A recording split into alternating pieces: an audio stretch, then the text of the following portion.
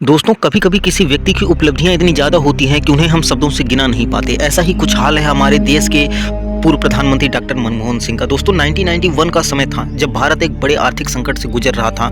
विदेशी मुद्रा भंडार खत्म हो गए थे, देश पर भारी कर्ज था और अर्थव्यवस्था ठप पड़ चुकी थी। ऐसे में दोस्तों हमें अमेरिका से गेहूं की खेप मंगानी पड़ी और अमेरिका ने भी वह गेहूं भेजा जो अमेरिका अपने यहाँ के सुअरों को खाने के लिए देता था। दोस्तों ये भारत के लिए एक कठिन समय था, लेकिन इस संकट में एक ऐसे नायक को जन्म दिया जिसका नाम था डॉक्टर मनमोहन सिंह। दोस्तों बतौर वित्त मंत्री उन्होंने आर्थिक सुधारों का खाका तैयार किया। भारत ने 1991 में अपनी अर्थव्यवस्था को उदार बनाया, विदेशी निवेश के लिए दरवाजे खोले और भारत का निजीकरण दोस्तों इसी के साथ शुरू होता है। वो कहते हैं ना, जब हालातों ने घुटने टेकने को कहा तो किसी ने खामोशी से रास्ता बना दिया।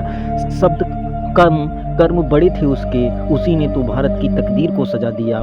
दोस्तों उसके बाद साल आता है 1992 का साल भारतीय अर्थव्यवस्था के लिए एक मील का पत्थर साबित होता है। डॉक्टर मनमोहन सिंह ने देश में शेयर बाजार में पारदर्शिता और तकनीकी सुधार लाए। भारतीय स्टॉक एक्सचेंज को आधुनिक बनाने के लिए उनके प्रयासों ने देश को वैश्विक निवेशकों का पसंदीदा बाजार बना दिया। दोस्तों इन सुधारों ने भारत को आर्थिक रूप से मजबूत बनाया और उसे वैश्विक मंच पर प्रतिस्पर्धा के लिए तैयार किया। उसके बाद दोस्तों साल आता है 2004 से 2014 तक, जब माननीय डॉक्टर मनमोहन सिंह भारत के प्रधानमंत्री के रूप में अपनी दूरदर्शिता दिखाते हैं। मनरेगा ग्रामीण भारत को मजबूत करने की योजना बनाते हैं। परमाणु समझौता ऊर्जा के एक क्षेत्र में ऐतिहासिक कदम था। दोस्तों शिक्षा और स्वास्थ्य के क्षेत्र में काफ़ी ज़्यादा मनमोहन सिंह ने सुधार किया। दोस्तों मनमोहन सिंह की नीतियों ने लाखों भारतीयों की ज़िंदगी बदल दी और देश को नई ऊंचाइयों पर पहुंचाया। वो कहते हैं ना कि चुपचाप बहती नदी की तरह जिसने हर प्यासे को पानी दिया, बिना किसी शोर शराबे के उसने अपने कर्मों से इतिहास बना दिया।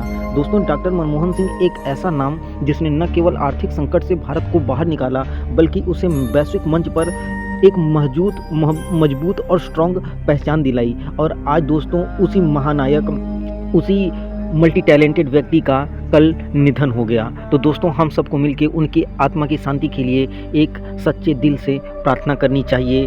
भगवान करें कि ऐसे महानायक हर युग में हमारे देश में पैदा होते रहें।